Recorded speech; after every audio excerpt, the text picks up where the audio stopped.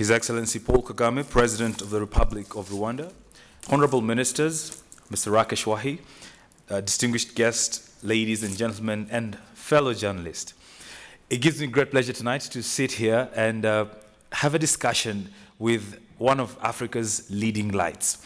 And like I said, he is a champion of telling the African story. Your Excellency, you've been quoted severally saying Africa needs to tell its own story. And the African Business News for 9 years now has championed this. And like Mr. Wahi said, this is a story of enterprise and trade and business. What do you see as the power of retelling this story?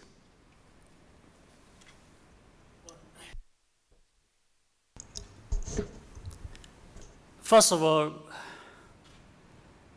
telling the story is important in as far as it brings information to people, and that information goes into different actions they have to carry out.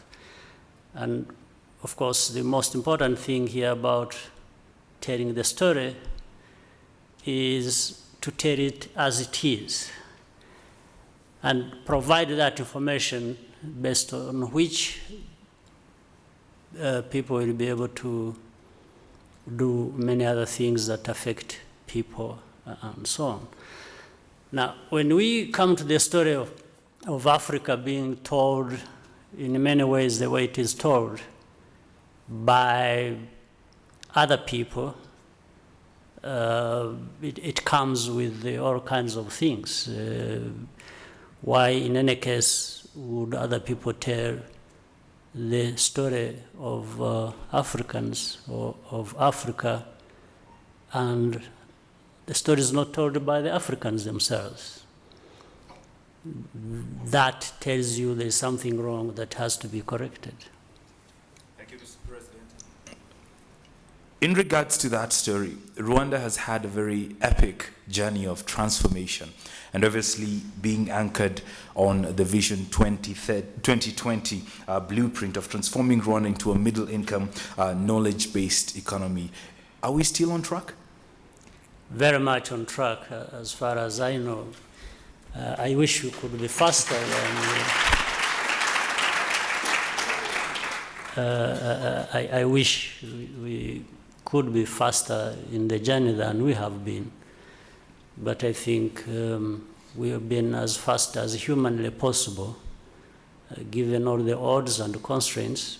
I think the country has come together in such a short time compared to where we have come from and what we had to go through to be where we are today.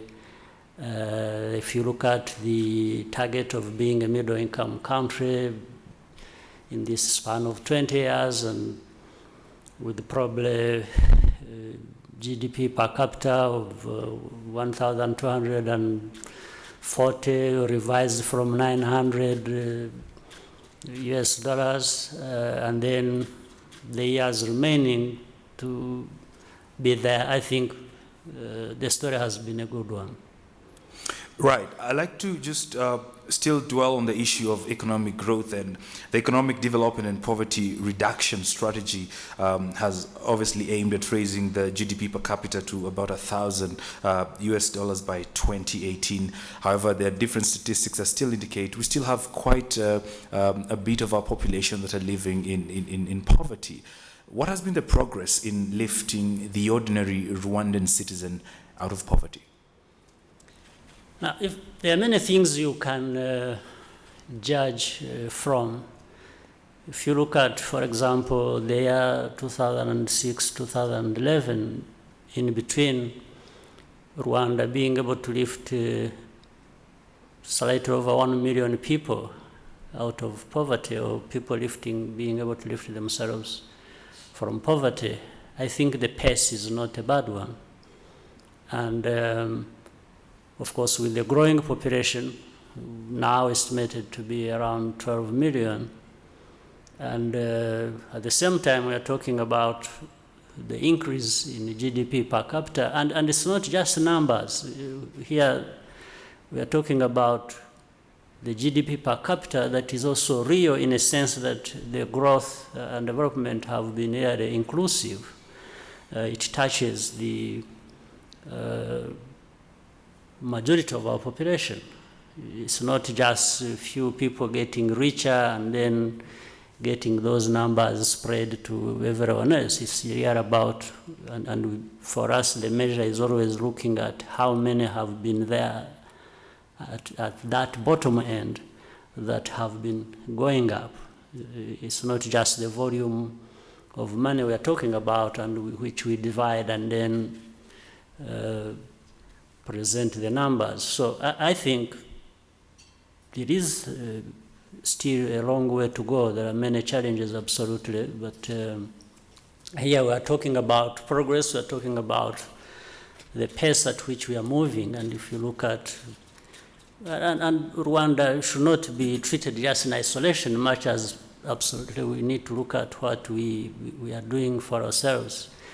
If you look at the world economy and how, you know, the whole world is affected, and Rwanda maintains this positive trend of realizing growth between 7 and 8% every year for the last 12 years or more.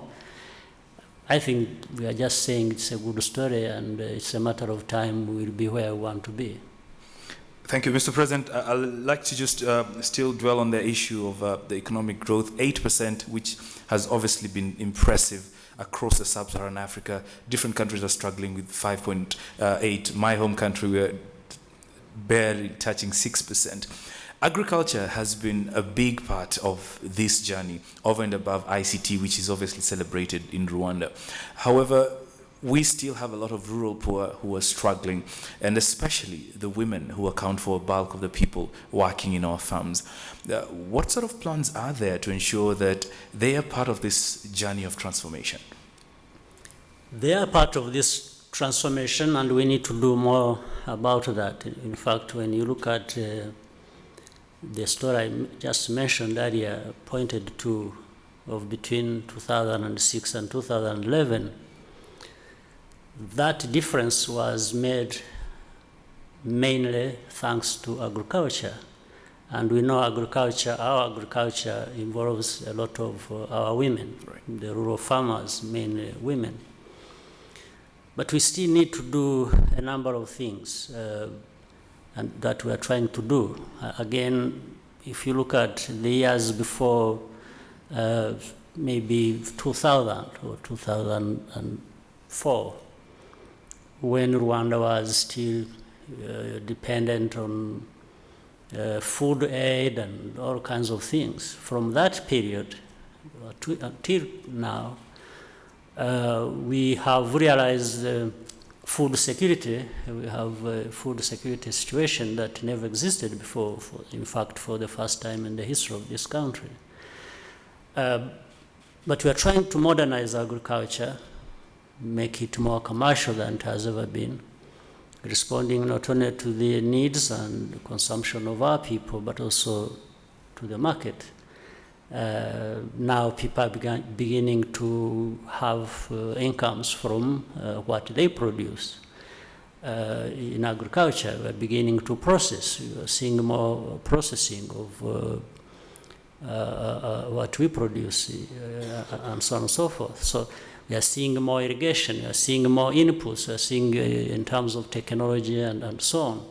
That is increasing, and it is also increasing the output we are seeing in agriculture, and subsequently that is impacting very positively on the population.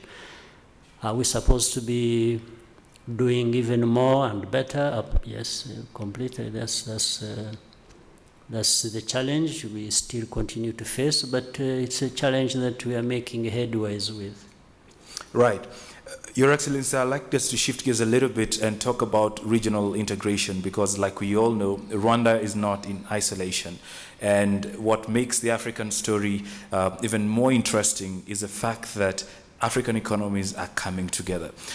Mr. President, you had conversations with President Yoweri Museveni and President Uhuru Kenyatta in 2013, conversations that gave birth to the Northern Corridor Integrated Project that obviously sought to, among other things, improve ease of doing business and movement of both goods and human capital.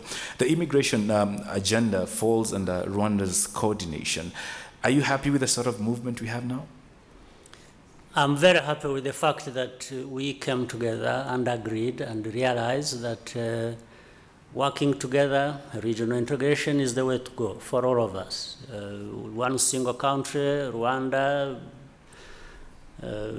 Uganda, or Kenya, we are really small, looking at what is happening elsewhere in the world. So it's a good idea. That first step is very important, and we are happy. Now, a number of things have also happened. It's not, and we are not looking at just Northern Corridor, we are also looking at the Central Corridor, which brings in Tanzania, and with the number of changes that have taken place there and beyond, I think these trends are very positive. When we advance on Northern Corridor and advance on Central Corridor, we find more integration in terms of infrastructure. We are seeing people moving freely across borders. As you are aware, the Northern Corridor, the use of ID, no longer requiring passports and visas and the long process that came with that, that's the reality now. When you're talking about having in the telecoms sector, one area network operating and removing roaming charges that people from Kenya had to pay when they came to Rwanda, or vice versa, or Kenya and Uganda, Uganda, Kenya, and so on, which has increased very significantly the subscriber numbers and increased revenues and reduced the costs of calling. All these things have been realized because of how we have come together in this process of integration. And we need to do more, because if you look at the region, the East African region, and you talk about the trade among and between the countries of our region and beyond, or intra-African trade, we are still at very low numbers. And this means we are really holding back on huge potential that could benefit this country beyond what we are crying about not getting from outside of our region and what we've been doing with the rest of the world. So that means when you look at that, that we are still having a lot of work to do, and we must really move beyond this incremental realization of certain goals and achievements, and then move it on a massive scale. And we are capable of doing that. It's an issue of how we, as leaders, bring our region, public servants, the private sector, and the citizens to really understand that, after all, there's no reason why we don't come together to do these very things that the rest of the world are doing and benefiting from. Right. And I must confess that traveling here, I got to the airport and I realized I'd forgotten my passport, and they let me use my ID, so it is working. I promise, even without ID, you would have been allowed. They would have allowed me. I look more East African. Mr. President, there are obviously lots of opportunities, but what keeps you up at night in regards to the challenges or things that are standing in the way of a truly integrated East Africa?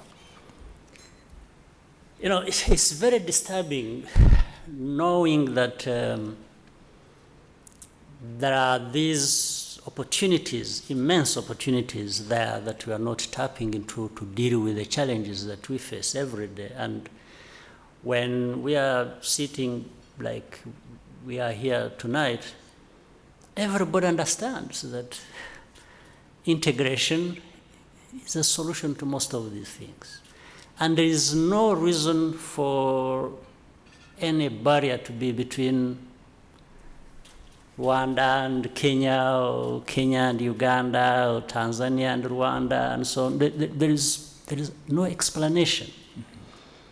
Now, we have needs, we have the problems, we have good understanding of what it really means for integration to benefit us, and yet there is hesitation, there is delay, there is, waiting on many things that we don't need to. Of course, when you miss an opportunity for growth, or for an economy to perform well, or for people to benefit from that, this does not wait. So I try to figure out, I try to understand, I say, since we all understand what the problem is, since we also understand what the solution is, and every day we talk about it, we are as good as anyone here in this room in East Africa and beyond, so why can't we get things going and done, and we benefit from that? Right. So, because the story I was talking about, for example, of one area network and how people have benefited, and whether it is the private sector, the telecom operators, or the citizens, or all of us. By the way, we benefited from this without having to make an extra $1 single investment. It's just by managing better what we were already doing, and realizing the benefits, meaning therefore turning the losses we were incurring, just into the benefits we should be having. Just that, without extra investment. Right. So, therefore, what takes a lot of time for some of us is, and it is at two levels. I just don't want to say the problem is at a regional level when it comes to between Rwanda and some other country. No, the problem is also even here in Rwanda, we struggle to make sure we do the right things. Much as we are told we are a few steps ahead of some others, that's not enough. Mm-hmm. If you are a few steps ahead of somebody who is performing badly, why do you rejoice? I think we just need to do what we know we need to do. Right. Yeah. Talking about, you mentioned dollar investments, and Mr. President, infrastructure financing is a big concern, whether we're talking about Rwanda as a country or regionally. And financing of infrastructure has determined how African countries relate with their global partners. What is Rwanda's strategy in financing infrastructure projects from locally accessed resources? Mm-hmm. Well, first of all, we need to, these opportunities we are missing, we are talking about, should have given us more money to invest in all these sectors. So we try to address the issue of the opportunities we miss by not doing what we need to do, and therefore increase our revenues and different sources of capital. But the ultimate solution lies in this strong partnership we can forge between governments and the private sector, and doing all those other things that can attract capital from outside. And as we know, we have also been told many times, there's a lot of capital lying there, really doing nothing. So we have to be smart enough to create a situation where we attract this capital, and capital flows freely to where it understands to make more. So what we are trying to do is to tap into our own resources. First of all, increase them by doing what we need to do. Then the partnerships that need to be forged, not only within our country, the public, the private, and then be able to attract the other capital that may find its way here in different sectors, but also work together as a region. Because really, as a region, the private sector, the government side, we can't fail to mobilize enough resources to invest even in the kinds of infrastructure that we need, whether it is the railways or it's in energy sector. I told you of a story in telecoms and other sectors. So I think if we put our heads together and work together in partnerships, private, government, and others, there's no even that, because infrastructure, of course, is very capital intensive, but it's also a big opportunity. Right. People can earn their money from that. Right. And when I have been going, I mean, when we see countries, say on our continent, that have oil resources, for example, and mining and so on, this requires a lot of money, isn't it? But money has been flowing to these areas as you know it. But with the recent problems, I'm sure people can find a way of redirecting this capital and doing the things that have been there begging for this kind of investment. Right. Yeah. Finally, Mr. President, I'd like us to shift gears yet again and talk about the future of Rwanda, the youth of Rwanda. And unemployment has obviously been a challenge, not just to Rwanda, but across the African countries. But I'd like just to quote very quickly some figures that I got at the Rwanda Institute of Statistics that said in 2010, the unemployment for women stood at just about 85%, and that one for men at 83%. Obviously, this number has improved over time, currently talking about a reduction of about 3.5% every year. But going forward, and I'll just like to coin it the same way we coined the question about the women, how then do we get our young people to fully understand and clearly see their role in Rwanda's future? We have a vision and policy and practice to invest in our major asset, which is our people. And then when you look at the population, our people I'm talking about, then you come to that very point you're mentioning. Our young people,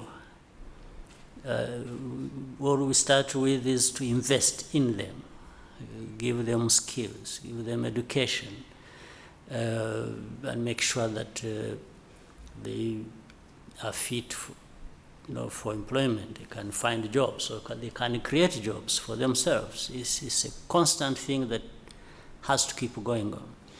And if you see the amount of resources we put in education, or even in the health of our people, and the majority of them, the young ones, as you mentioned, it's really in response to that challenge that is there and we have to deal with.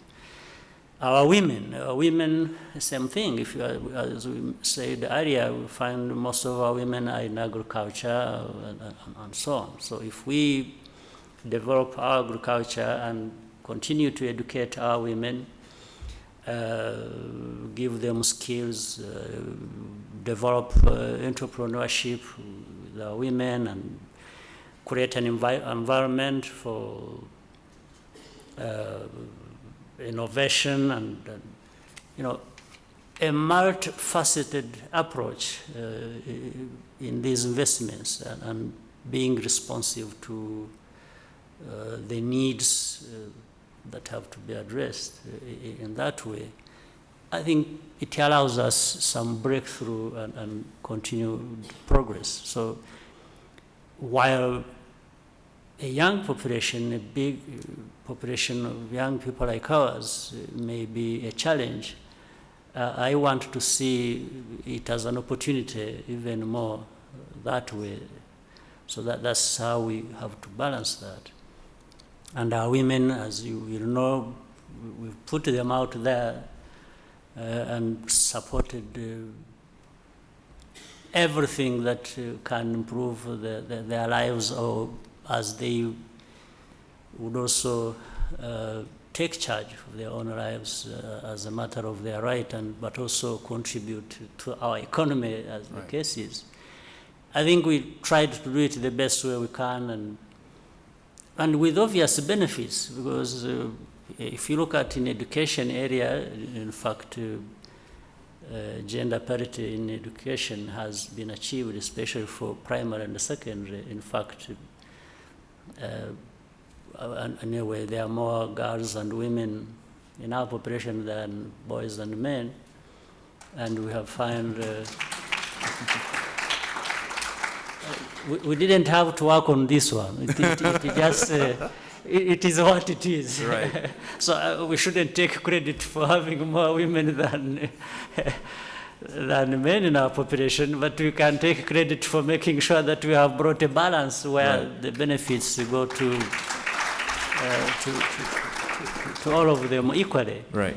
So we are seeing more girls and women, if there are many indicators. When you see how how long now Rwandans can live, the lifespan has increased by over 20 years in a very short time. The health of women, their education, their participation in the decision making, their in entrepreneurship, they have businesses like never before. Right. So we just want to do more of this and bring more quality to that, and as much as we can, as of course we tap into the benefits of this integration and beyond, making sure that Rwanda is open and has good environment for doing business. So I think we just need to be consistent. We need to stay the course. We need to constantly change the mindset that was hindering all these developments in the past. Right. Ladies and gentlemen, Mr. President was being modest. It's just not more women, it's more beautiful women. Oh. At this point, I'd like to put a comma there. Thank you very much, Mr. President. Ladies and gentlemen, His Excellency, the President of the Republic of Rwanda, Paul Kagame. Thank you.